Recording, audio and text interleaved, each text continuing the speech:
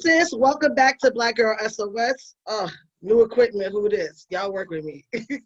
Welcome back to Black Girl SOS. So as always, I'm bringing you a bad beauty. My dear, introduce yourself.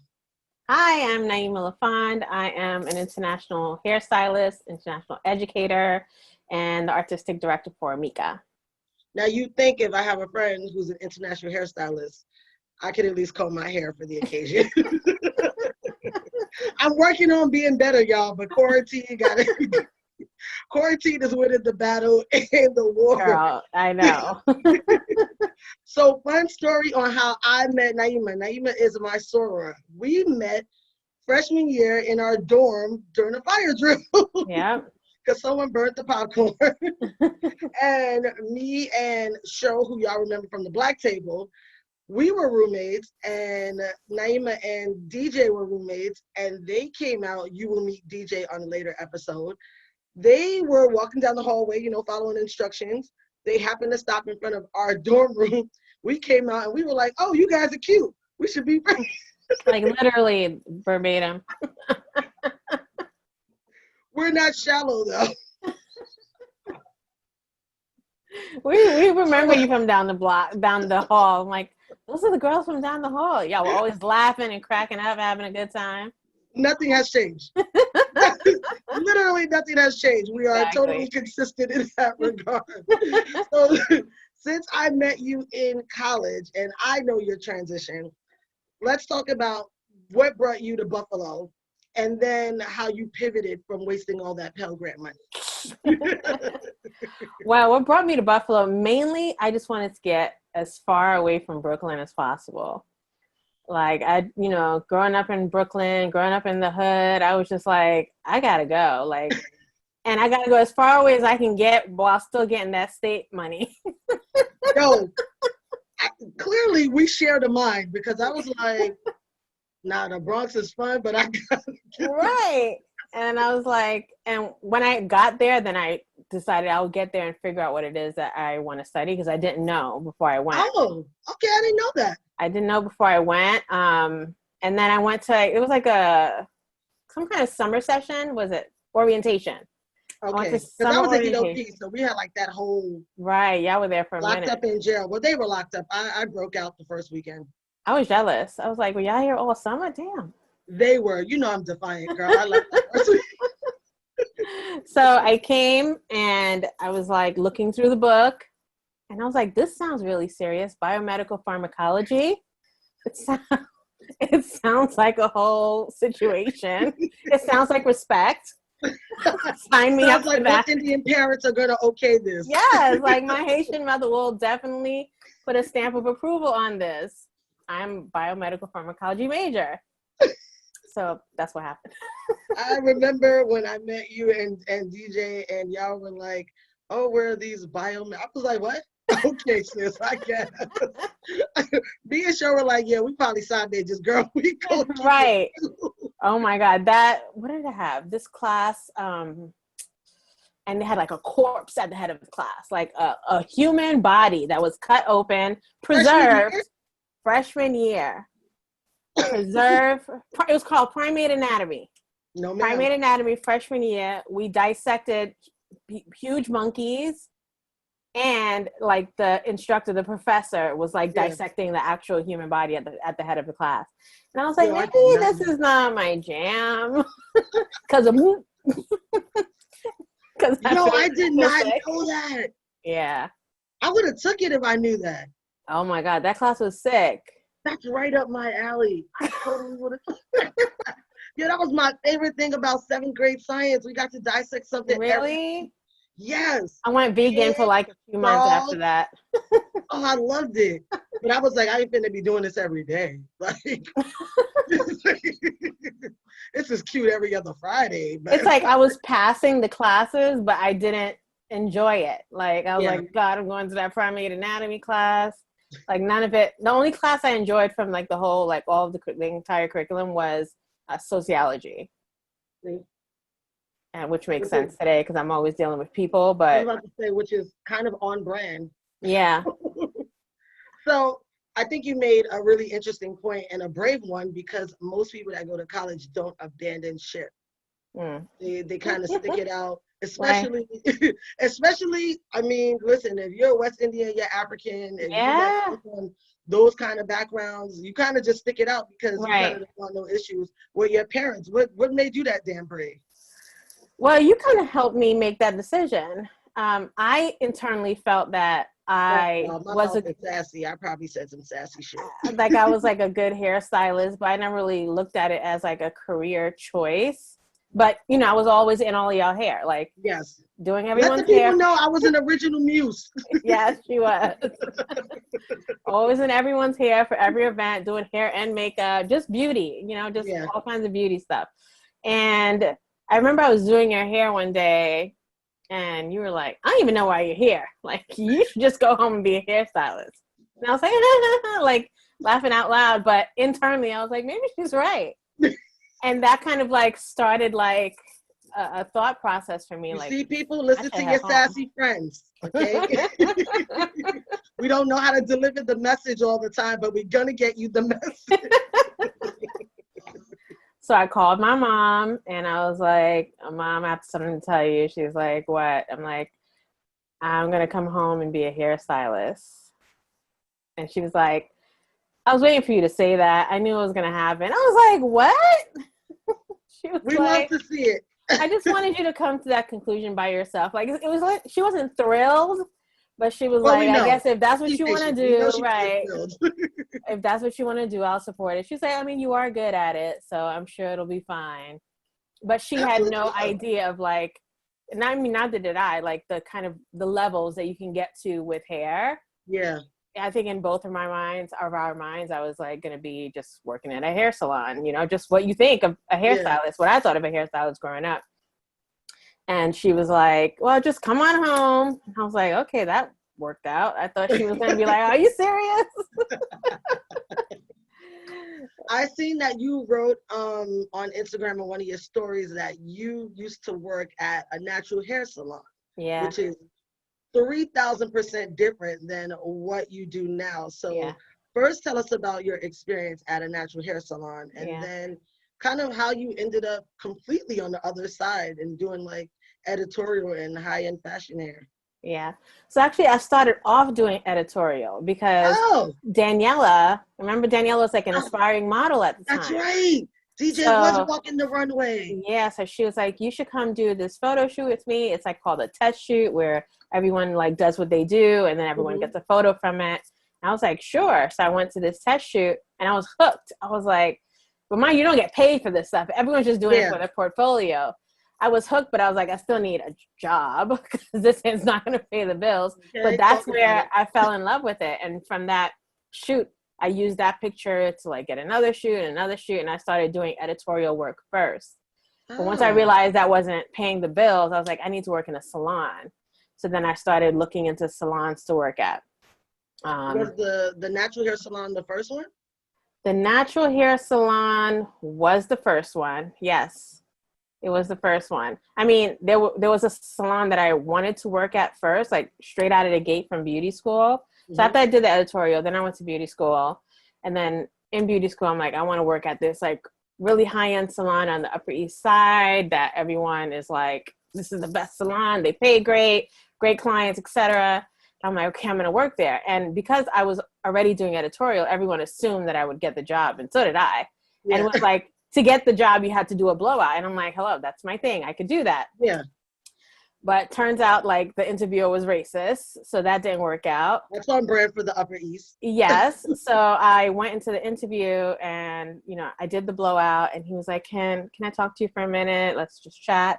I'm like, sure. He's like, so I don't think you are a good fit for this place. And I was like, in what way?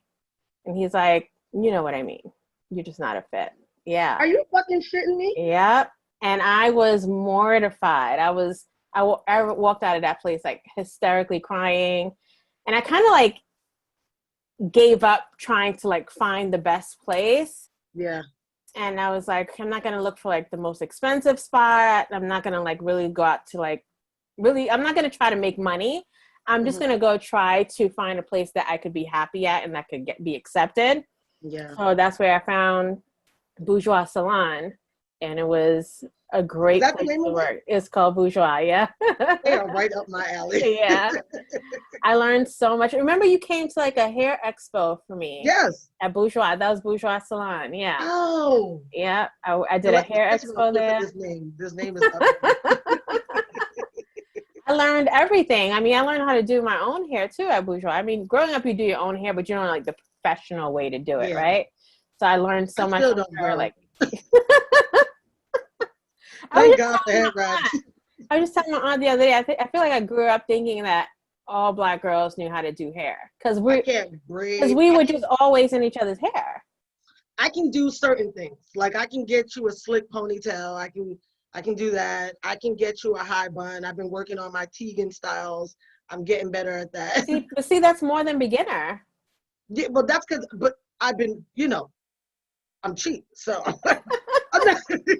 one, I'm cheap. Two, I live amidst the whites. They're not going to be in my hair. That's right. Girl, we're not about to play that game. Right. You know what I think is real interesting? That you started working before you went to school. I think people get really caught up in like there's a order to do things in, like, oh, I got to go to school first and I got to do that first. And that might be true for really traditional careers like mine. Like, yeah, you do have to go to law school first. I mean, there's like maybe 2 or 3 states where you don't, but even in those states, you have to like work for a decade before you're able to sit for the bar. So there's these real standard procedures to like following your dreams. But in the creative spaces, that's not the case. And I feel like people kind of like box themselves into thinking that there's this one right way to do it. Right. I mean, I didn't have money to go to school yet. So I was like, we just gonna do this until we do have money. So I did that. And I was working overnight at a call center at 311. I was working overnight at also this hospital. So I was doing that and then editorial during the day just to try to make it work until I had the money to like go to school. I remember you were at the prosecutor's office or the DA's office. Somebody. I was like, this hoe got my job. But see, I was at the DA's office working 9 to 5, but with that, I couldn't also do editorial because that's during the day, during the week. Yeah. So I was like, so I got to ditch the DA's office job. And everyone was like, you're crazy. You have your own office. This is nice.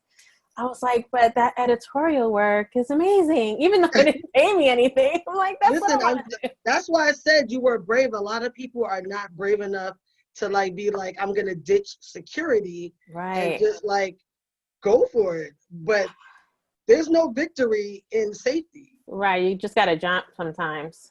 And hope you can fly. And if you don't, you better fly. Exactly. So another interesting thing that I seen you post on your Instagram, and a lot of people commented on, was you were asking people about like negative experiences that they had in the industry. And my nail tech, she's a young Black girl. I adore Rachel. She's amazing. Anybody in Orlando, pull up on Rachel at the polish room, but you got to book like a month in advance to stay busy. So she's really awesome. And when you posted that, I happened to be getting my nails done, and I was talking to her about what I was reading and kind of just the feedback. And she was like, yeah, it's the same thing, here. And I was like, well, it's all the beauty industry, sis. So I just assume, like there's some kind of similarities to the experiences. But I just would like to hear you talk about like some of your growing pains, like early on. I mean, when I first started doing like editorial work, I started getting published pretty early on, even before I went to school. So that's what really made me like, okay, you need to go to school because you can't just be doing this for a living and not be official. So I started doing like the editorial work, and then I got booked to do like this really great shoot. And I'm at the shoot, setting all my stuff up, said hi to everyone, introduced myself, and an hour later, everyone's still sitting around. I'm like, so like, when are we going to get started? They're like, we're waiting for the hairstylist. I'm like, I mean, with all this hair stuff, that's clearly me. The brushes are not for decoration, ladies and gentlemen. And they were like, oh, I thought you were the assistant. And I'm like, so we've been waiting all this time because you thought I was the assistant? That was like my first experience with that. And then I went to beauty school, and in school you do like, you do work on mannequin heads, and then there's a portion of the schooling where you're actually working on real people, like clients from off the street. Okay. This woman came in and she needed like her haircut, and one of the instructors were like, this is Naeemah Lafond. She's going to do Naeemah Carey at the time. She's going to do your hair. And she was like, no, get me someone else. I can't let a Black girl touch me.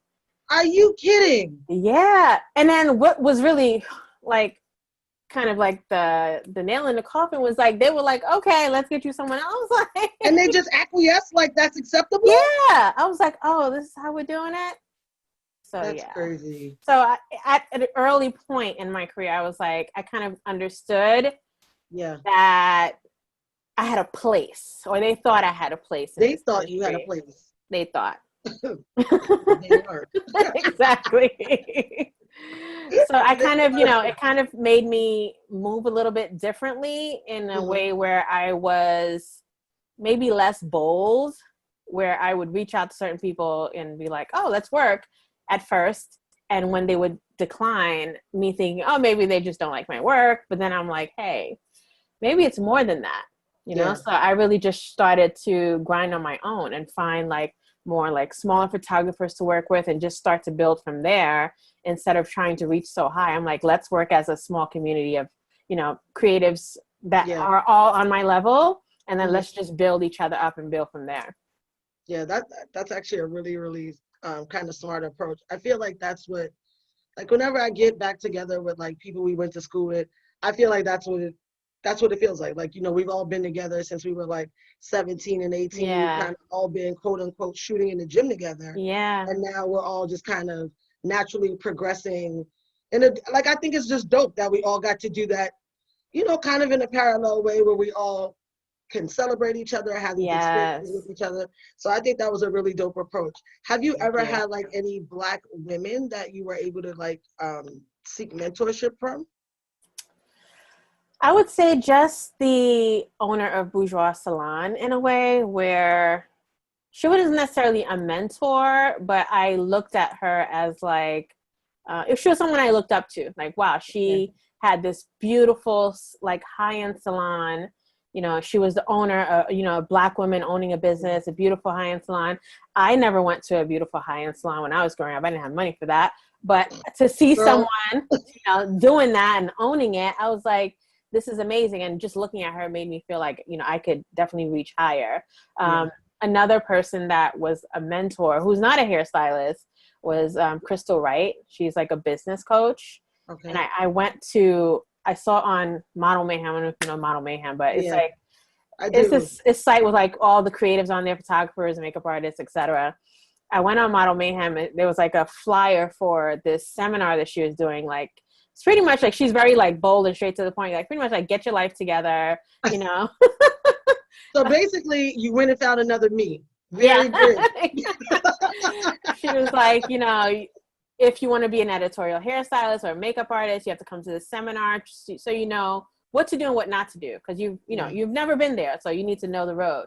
So I went to the seminar, and I was like blown away, because I'm like, wow, there's like a whole process to this, and someone sat me down and told me what it was. Yeah. So after that, I was like, I have to do that for other people, other women that come up with me and behind me. I have to like let them know, because if I hadn't encountered that seminar, if I hadn't met her, I'd be lost in the sauce. Yeah. That's why I always say mentorship is super important, especially for Black women, because we're already operating at a deficit in every space. Yes. So when you're transitioning into a new space, especially a new workspace, you don't know the culture of that job. You don't know the culture of that industry. You need somebody to kind of help you avoid the landmines. Exactly. Because you can crash and burn before you even, take off. Exactly. There are rules, all of that. I owe you the hugest apology. I mean, I've already apologized, but, just speaking of not knowing the culture. Remember, I used to tag someone and tag you all the time on Twitter, and I was like, her hair is trash. Oh my God. I felt very passionately about her bad hair. A mess. But in my mind, in my mind, here's what I was doing. clearly not, the execution wasn't the intent. The intent in my mind was that she was going to tap your name and see your profile and see your work and be like, oh, I should get this dope black girl to hook my hair up. Like, in my mind, this shit was going to be a CW episode, right? No. The CW frog was going to come out dancing, and there was going to be a match made in heaven, and you were going to be working at this station forever. Like, this was going to be a moment. Obviously, we know how it did. That woman blocked both of my accounts. Oh my God. I don't even know how she knew about my second account, but she did find it. She looked you up. She was sick and tired of my shit. I can tell you that for sure. But first of all, the fact that you know that she blocked you on both accounts means that you're mad annoying. I am. Because when she blocked the first account, I didn't realize it for a good while. When I did realize it, I was like, oh, sis ain't saying nothing. I will hit her ass with the other account. Boom, she beat me to it. I'm mad. But then, life's ironies, I moved down to Florida for law school. And guess who was working in Florida? Are you serious? So serious. Wow. It was like my second year law school. And because I don't watch the news anymore. I stopped watching the news in undergrad. It's always bad news. So I never watch it. But it was hurricane season, which is the only reason why the TV was even on. Because I don't even watch TV unless it's like, a movie. Probably The Best Man yet again for the umpteenth time. Right. But it was hurricane season. I was trying to see if school was going to be canceled. So I was watching the news. I said, I'll be damned. That face looks familiar. And then her name popped up, and I was like, I should troll her. I hope you didn't. I didn't. I was too damn busy with law school. Okay, good. I didn't have the time, but it crossed my mind. I'm working on being better, people, okay? This is growth, okay? It's a journey. It's a slow journey, but a journey nonetheless. But what I found crazy was like a lot of people in the responses to that query, that shit sound like hazing. I remember one lady wrote, actually I don't even know if it was a lady. Oh, the salon experience. Yeah. But I'm taking the assumption that it was a lady. It could have very well been a man. But the respondent wrote, that was mad lawyerly. The commentator wrote that they had to be in heels the whole time that they were working in the salon. That was me too. So after I left the natural hair salon, ma'am, I got a job at a salon on the Upper East Side. I found a spot. I had to get the Upper East Side. So I got a job because you know why? Just backtrack a bit. When I was in high school, my mom used to work at Bloomingdale's on 59th Street. Oh. And we used to always walk around the Upper East Side together and kind of like dream. And I'm like, oh, these fancy salons. One day I'm gonna get my hair done here. When I became a hairstylist, I was like, I want to work here. So I got my job on the Upper East Side. Oh my God. It was, I learned a lot, but it was definitely hazing. I had to wear heels every day for my entire shift, 12-hour shifts. I lost my toenails. My doctor was like, oh, are you an athlete? You're a runner? I was like, I was about to say, because I lose mine regularly, but I run. Sis, no, I'm not. I do blowouts. And she was like, wow, that's intense. That's intense, yo. I was reading those comments and I was like, what? Yeah, like there were even no chairs in the break room. You just stand at all times. How was it a break? Not a break. There was like a bar. You get your food, you eat it there, eat, and then go back on the floor. Like there's no sitting around. How long were you at this pledging? It was like 9 months. Yeah. Let me tell you something. You got some fortitude, sis, because I'd have been there like 2 weeks and I'd have been like, oh, wow. I left at 9 months because I met this girl in this other, it was like a 3-department salon. This other department on the 3rd floor, like up yonder. And she came to like the break room and I started talking to her and she was like, I've been assistant for 4 years. I was like, 4 years? What? Are you kidding me? Check, please. I gotta go. 4 effing years? 4 years. Nah, I'm always amazed at how people let their life be stagnant. That's crazy. She's like, but I'm learning a lot. I'm like, sis, but you can learn wow. like in other places. Like you can learn on the job. You don't have to be. Right. Listen, people, if you're listening, watching, whatever, do not loiter in your life. It's like the worst thing you can do for yourself. Right. Is stagnant. I mean, you can still learn. There are classes, master classes, all kinds of. You don't. It's not the fact that she assisted for 4 years. It's that assisting pays nothing. Like, I'm gonna be honest, it's the assisting for me. Assisting pays. If assisting paid well, then you want to do it for 4 years, and that was like what it was. Then fine. But you can't assist for 4 years and like make a living, like have a roof over your head in New York City. Jesus, she must have had 8 roommates. Maybe, or maybe like rich parents or something. So I was like, We're gonna pray for her. I hope she's not still assistant. Oh my God. I mean, I wouldn't be surprised. I mean, she sounds like she's a content human being, but that ain't it. That is not it. Not for me. Everyone has their own path, but I just knew that wasn't mine. Yeah, nah, it's not mine.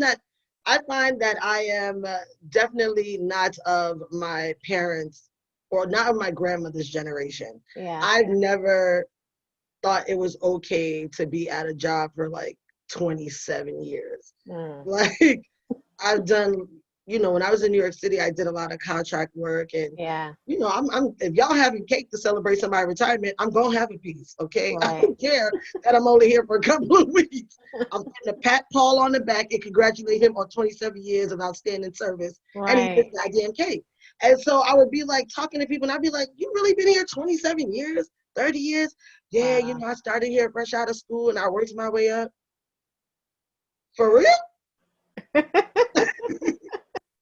Like you did that shit on purpose? Every day. Yeah. Like that shit is so weird to me. And then I remember this guy I used to date. He had been in his job a very long time. And I was like, yo, bro, you need to bounce. Like, you need to get the fuck out of there. And he was just like, nah, it's a good job, Especially if you don't find yourself like growing and thriving and there was no growth. There's no growth. And it was like one of those jobs where you get like those bullshit increments in pay. Even at the good jobs, like even at firms, very often, if you don't like move up from like an associate to a partner, your increments of pay are still just like a couple of percentages. Right. And that really depends on how well your firm is doing. You may never see a bonus if your firm isn't doing well. Right. So I'm just like, how could you stay here for like 7-8 years and like you're only seeing like a 1% raise? That's crazy. Like you literally not even made 10% more money than when you started over the span of your career. Like the math don't math. Yeah, I couldn't do it. As I was telling my aunt the other day, we were talking about like she's like such a go-getter. Yeah. And I'm like that fire just comes from like that urgency just comes from like how we grew up. And I always thought, like my mom gave me the best life she could give me. And I want to give my daughter the best life I can give her. And also myself the best life, Correct, because we into lunch shit. Okay? Exactly. Let's be clear, people. These bundles ain't free. Okay? So I can't really sit around somewhere that's not like helping me grow, and like I just can't do it. I think that was the benefit for me of my mom being in construction, because those jobs are not consistent. Like you jump from contractor to contractor. Oh, right. Whoever has work. So, there were times when my mom wasn't working at all. There were times where, and she's in the union. So the way the union works is like you have to put your name back on the list after your job is over. Oh. So you could have been on a job for 4 years and now you're at the bottom of the list and there's like no work starting and everyone's like out of work. Like that has happened to us more than once. Right. And like my mom would just be like walking around the city, going to construction sites, like, y'all got a foreman, you got a shop steward, where's the paperwork? Like she'd be running people down to make sure that like she was such a hustler, and she you have to have that urgency. And that's, for me, I feel like that was the best thing for me to see growing up, especially as a Black girl, like to know that, listen, sis, nobody's gonna hand you anything. Right. Right. Nobody's gonna spoon feed you shit. Exactly. You're either gonna grind or starve. Right. Yeah, my mom was like, she would work at Bloomingdale's during the day, and then at night she was being a nurse. See? And even when she was going to nursing school, she would take us to school with her, and we would be sitting in the lounge doing our homework while she was in class. Listen, whatever got to be done. I remember there Right. was one summer that work was really, really slow for my mom. And that's the summer she like started selling t-shirts and jewelry and like all this extra shit. That's like when I really started spending mad time in the fashion district, because she was buying all the costumes, Yes. all the white t-shirts. You know, the guys always got to have a crispy white Right. in the city. And she would like the tables that we use for the barbecue. She would set that shit up in front of the supermarket first thing in the morning. I would come out when she would leave to go to work, and I would work the table until she Wow, came back from yeah. work, and then she would work it until like 8 o'clock and then come in and make dinner. Like, you're either gonna hustle or your ass is going to starve. Yep. And I feel Hustle like or starve. a lot of people don't get that shit. A lot don't get it. I mean, like, we grew up in the 80s and 90s. Yes. In New York City. Shit We was grew up in crazy. the crack era. I'm just saying. I say this shit It's all different. the time. It's different. People think I be joking. I be like, I'm from the Bronx. I was born in 79. Yeah. Yeah, I seen some shit. It's different. Like, and a lot of us were walking to school by ourselves, taking the train an hour, Yeah. the bus an hour to go to school during the crack era. Right. Right. Meanwhile, back at El Rancho, no, we didn't have cell phones then. It was Right. like them dingy ass pay phones. Yo. So if you see us urgent about this success and about this climb, that's where it comes from. Yeah, I that's why I kind of feel like this generation, I feel like they have a lot of benefits in the fact that they have so much technology at their hands, but I feel like they have so much at their hands that they take it for granted. Mm-hmm. And I mean, it could be me. I don't know, because my career path is such a traditional one, that is obviously not going to look the same as a creative's path. But from my seat, I feel like they don't have the urgency that they should have. Right. They don't. I'm like, always like getting on my brothers about that, my younger brothers. I'm like, let's go. So the And honorable. they're like, calm down. It's going to be okay. I'm like, Nah, is it? Is it? Like, is it? Like, I don't think my little sister's like that. I don't think she really has a choice though. I feel like Right.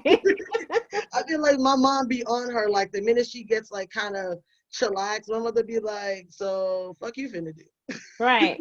If I don't feel secure, I lose sleep over it. Like, I'm not sleeping well if I don't feel like, you're doing good, you're secure, you're like moving, you're making moves. I'm the opposite.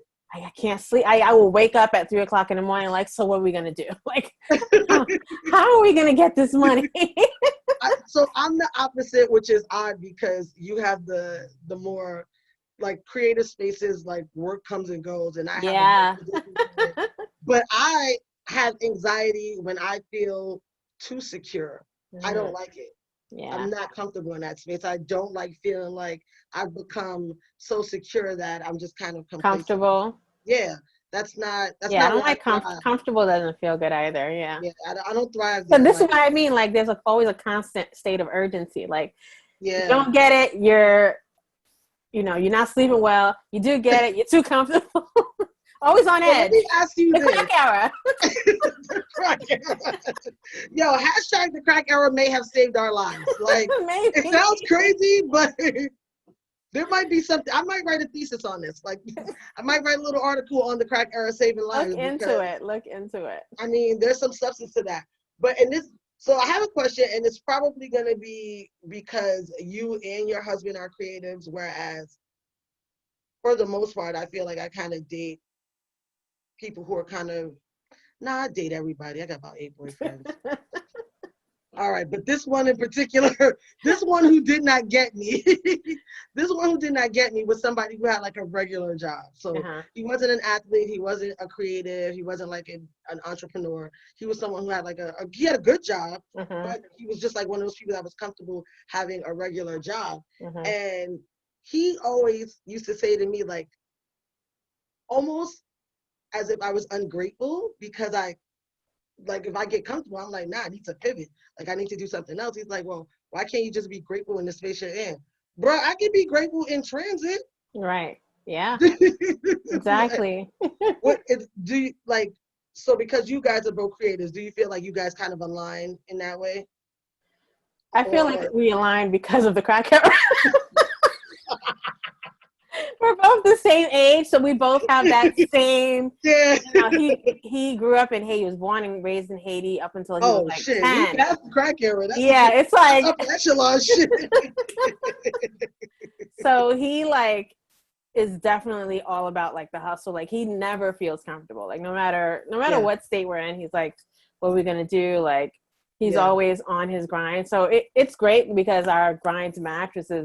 We're never just like feeling complacent, and he's always on top of it, which I love. I hated being in relationships where I'm like, so what you gonna do now? Like, that shit don't sit well with me. I'd be like, bruh, so I'm trying to like build a fucking hotel in Dubai at some point. Right. What are we doing? What's your goal? Like, right. Trying to get the 1% because the 1% is not like the 1% is not a bop. Like I took a pay cut because my quality of life was more important. That is so important. And that shit sounds crazy to, most people that have student loans from law school because these shits are steep. Right. They're steep, but it was a necessary pivot. Everything about taking that pay cut repositioned my life to do so many other things. Yeah, you have to do what feels good. My father used to always say that. Do what feels good and makes you happy. You can't always follow the money. Like you can't always do that. I learned that the hard way. You can't always follow the money because if you follow the money and you're not happy, then it's kind of pointless because you're not going to do a great job. Yeah. And it's just not going to lead to anywhere positive. So you have to do which is why I became a hairstylist. Like I went into it kind of assuming that you're not going to really make all that much money, but you're going to have fun and you're going to love your job. Yeah. And just being as passionate as I am about hair and beauty, I just like was like putting my all into it, and it led me to where I am today. So that makes sense. When I was younger, here's the thing: we all know that my spirit is recycled, right? I've been here like 3 times already. I'm like 50. Even though I have a knack for the creative space, and I love being. You do, yeah. I knew very early on. I remember like as early as like the 3rd grade saying verbatim, "Oh, I can't do the starving artist thing." Yeah. I was talking to one of my one of the teacher aides, I guess, that work in the cafeteria after I was dancing, during lunch. And she's like, "Oh, you're always such a little ham. You should ask your mom to put you in stuff." I said, "Why? I'm going to be a lawyer." Right. I was like, "Sis, I don't need her to waste no money on dad's class. I'm going to law school." Right. Start saving up now. Yes. But I knew exactly what I wanted to do. I knew exactly what my capacity wasn't going to be. Like I couldn't do the starving artist thing. And now that I'm more settled, now I can go back to embracing my creative side. Right. I hear that. Yeah, I was doing the starving artist for a little bit. But you loved it. Like you had a passion for what you were doing. I didn't love it. And I also know how to like not look starving, which was great. Yeah. Listen, we'll serve you a look on a budget. We'll serve you a look on a budget. Don't get this shit twisted. Tarjay's got some looks. Yes. Hair was always done, makeup, nails. I could do all those things. Put a cute budget outfit together. Correct. So what's some advice that you give some of the young hairstylists that you met, or just people in the industry at all? Because I mean, I'm sure you come across photographers, MUAs, just all type of people in the industry. What's some of the advice that you share with them? I think my main advice for young hairstylists that are on Instagram mainly is because I feel like sometimes, well, often, creatives tend not to be very professional in correspondence. And it tends to be a huge downfall.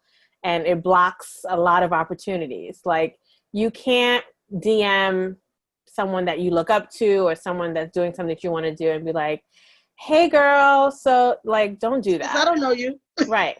Right. Like, you can't email someone with like no greeting and just have your email address or your website or whatever and just say, look me up. Like, why would they do that? Like, be more professional. Like, keep in You know mind what that, I would love for you? mm-hmm. Oh, I didn't mean to cut you off, but it Go just came ahead. in my head and I can't let it No, go. tell me. I would love for you to do a Udemy course on the business of beauty. I think I could do that. I would love that. But it's just like, keep in mind that you're reaching out because you want something. Like, people contact me and say like, oh, like, can I shadow you? Period. And I'm like, first of all, that's a question.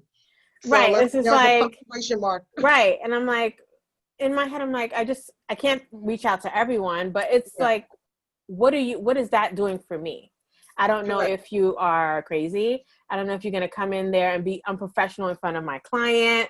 I don't know. I don't know if you're going to steal from me. I don't know anything about you. You haven't told me anything about you. You haven't, you haven't given me any reassurance that this is a good look.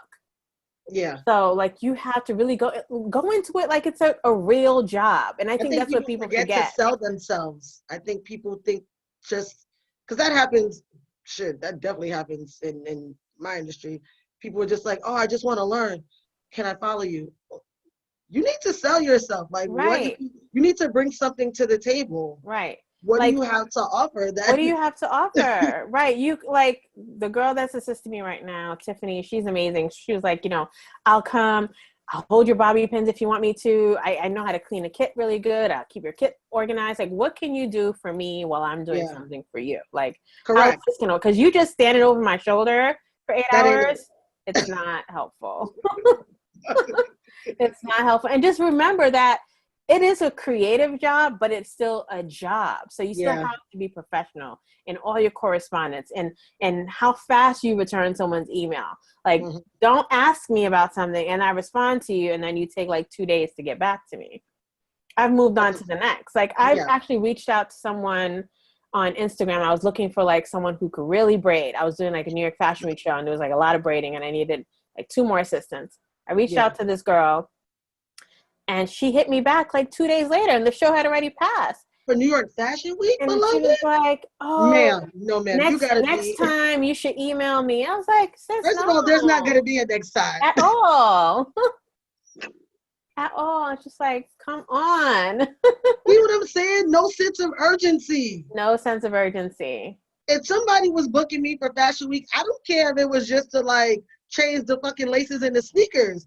I'd be on my phone. I would have the notification set like refresh. Like,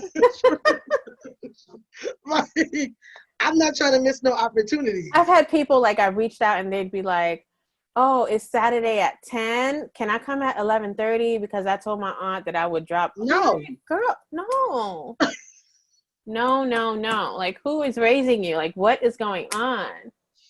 People, if you don't want your dream, nobody's going to want it for you. Nope. Like, what kind of that's one thing that I learned early, too. I feel like early on in my career, I was always trying to take someone under my wing because I felt like no one's doing that for me, so I'm going to do it for you. But I was pulling people who didn't want to be pulled. Like, they said that they wanted it. I was dragging them. They're like, oh, I want to do this. But every time it's like a call time, you're late or, something to do. You're like, oh, but can I do it tomorrow? It's just like, do you want this or no? Right. Like, what's good? See, you don't have that luxury when it's like law school because one, you pay for that shit up front. Right. And then 2, your ass will get kicked out of school if you're not punctual. Right. Like, literally, you'll get kicked out of school. You won't be allowed to take your exams. They'll kick you out. And it's a good learning lesson because if you walk into the court late, the judge is not about to hear you. Exactly. Your client is going to jail. How do you come to assist me and I'm there before you? I set up all my own stuff. Like, how did that work out? This is what happens when you're not a member of Alpha Beta Sigma Sorority Incorporated. You don't learn that early is on time and on time is late. Somebody needs to tell your ass. Exactly. Early on. Exactly. So class-wise, what kind of classes do you suggest for just like newer people who are like kind of just eyeballing the industry and they want to see maybe if that's something they want to pursue? I mean, I think you should try to think about what area of the industry you want to work in, because I think that's one of the things that us young Black hairstylists don't realize, and I didn't realize in school, is that there are so many sectors. I mean, when you think about it, you know it, but like in school, all they talk to you about is the hair salon.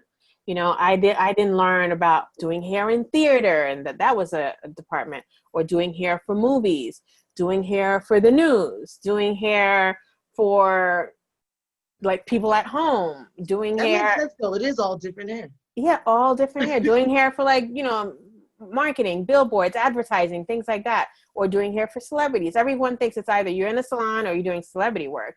There's so much other stuff in between. Doing work in fashion, being an educator, like not being in the salon at all, not doing hair behind the chair at all, being the one that's doing all the teaching. There are so many avenues to go. And we don't learn about that. When you pivoted into education, you guys would not believe it, but she used to be pretty shy. Yeah, very shy. I used to be mad at you guys when you try to make me make like some kind of public statement. I'm like, but why do I have to do it? I don't want to do it. In a whole ass frenzy. She's not lying. There'll be sweating. Why do I have to do it? Because I talk all the time. Right. I was super, super proud of you when you pivoted to education. I was like, okay, go ahead and get in front of the people. Let the people know you got something to say. I'll be watching your little videos. I'll be like, get it, girl. And then I'll be burning my scalp. I'll be like, girl, you don't know how to use no tools. Just get your And I gotta say, like, our experience with, you know, we were both in a sorority. We both founded a sorority together with some other friends, and that experience really prepared me for a lot of the things in my career, like just being like persistent and working hard. Like we worked so hard to build that organization, like, and you know, and not just working hard. Like nothing phases me. Like when I have to like stay up really late night hours, working like early in the morning, waking up at 5 a.m. Like we did that so often. Like we were working so hard that when I savage shit, like when I reached that in my career, when I reached to that point in my career where I was doing those things, it just reminded me of that time. And I was like, oh, I could do this. I do this. It's fine. Correct. Which is why I'm never fearful to jump into a new endeavor. I'm like, this is on brand for me, people. Exactly. Building some shit up from the ground is completely on brand for me. Exactly. And, you know, that's what I did with Amika. When I left my job at Blow, people were like, you're crazy. You're going to this organization or this company that no one knows. Like, no one had heard of Amika at the time. Yeah. And they're like, you know, like, no one knows that company. Like, what are you going to do over there? In my head, I'm like, I'm going to do what I do. I thought it was a dope opportunity. I was like, bet, ground up. Right. Good luck. I'm like, I'm gonna do what I do. Like this is a perfect space for me. It's like leasehold. Right. Blank canvas. I got it. I always prefer a blank canvas. I know that's one of the reasons why I'm very frustrated at work these days, because a lot of work is not work that I started. It's like now that they've shifted me to this team and they realize how much of a talent they have in me. It's like, oh, well, she's not really getting it done, so you take her work. I'm not taking her check, so sis need to do her motherfucking job.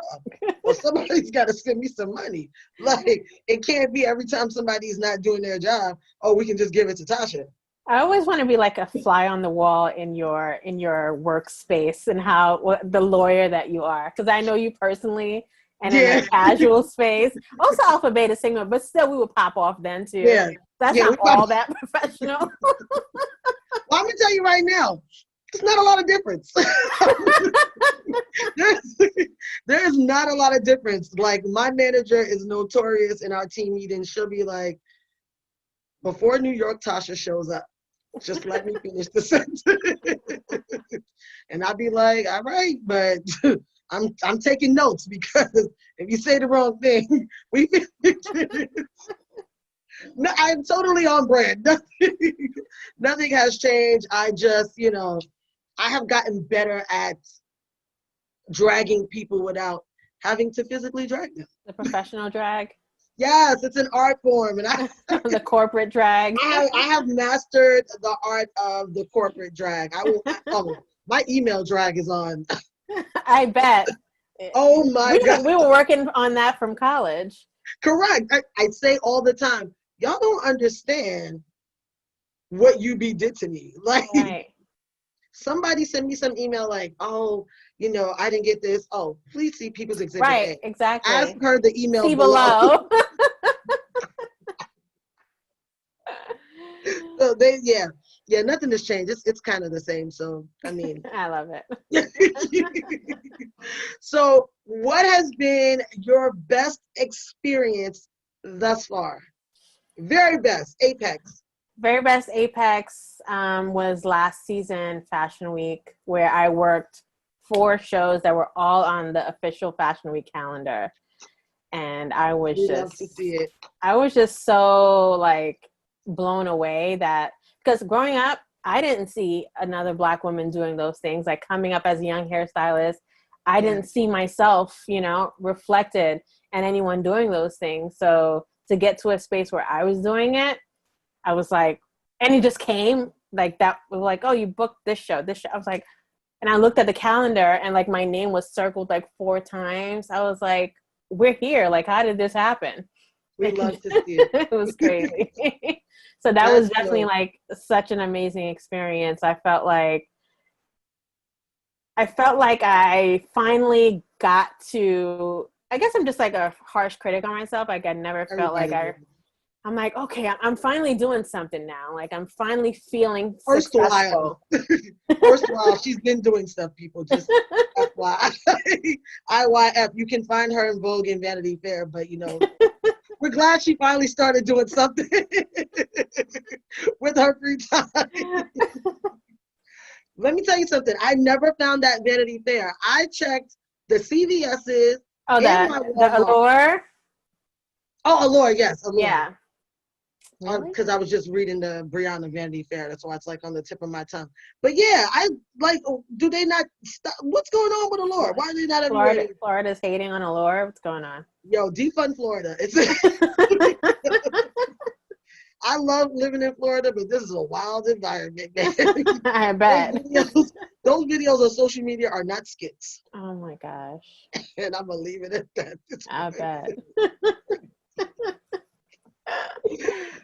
So you gave us some great tips. I love the Mama I Made It moment, because that was dope. I think we all felt like that. I was so excited for you. I was Thanks, sis. Y'all see that? That's my friend. Thank you. And my mama called. I know. I love her. You see, Naeemah? That's my okay, Sharon. She's my girl first.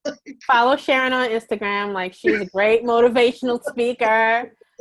I literally funny, like you watching Shades of Ken. Yes. She gets you going. She really is, though. I think I'm gonna have my mom on the podcast. You should. I think the people need it. I think need it. I think the people. And when you edit, you should add in like one of her videos. Her videos, right? The workout videos. I'm like, the people need the Shazo. You're right. The people do need the Shazo because she's a live wire. Everyone needs to know where all this came from. The people do need to know that I am actually not even that turned up in comparison. Like, so when are you teaching your next class? So I'm teaching a class in this like full day of classes called Reparations by Kia Artistically. It's at Kia Artistically. I'm doing a class all about working in the editorial space and in the fashion space, all the do's and don'ts of doing that. So you definitely want to get into that. What Kia is doing is you can buy a ticket, or you can apply for a sponsorship for a ticket as well. If you buy a ticket, one of your tickets also goes to a young Black hairstylist. So the whole concept is like giving back to the community. Because right now we're seeing a lot of like, white hairstylists and non-Black hairstylists, like, okay, teach us how to do Black hair. And of course we want that. But in that same space, like, what are we learning? Like, what are we getting? Like, especially young Black hairstylists, who don't have the same access to a lot of things. We can't forget about them. So we have to remember that they need education too. And if they don't have the money to get it, like, how are they getting it? So reparations is, you know, an effort to get some of that hair education back to the community. I love that. First of all, I think the name is so damn witty. So yes. I love that. I think it's super dope. I'm definitely going to buy a ticket and give it away to one of my listeners. And, amazing. And hopefully, you know, whoever is sponsored with the other ticket is, you know, that they benefit from it tremendously. This was so dope. I'm so glad you had time to hop on. I appreciate you. Because y'all know she's famous now, y'all. So she ain't got time for little people. I know. I had time. You know, when I do like interviews and podcasts, it's always like I never know what I'm walking into because I don't know the person. You don't know if it's a safe space or not. But I've been waiting for this invitation because, you know, I love you. I'm sorry that I was delayed. I'm working on my time. Thank you so much for having me. For coming on. And until next time, y'all have a good one.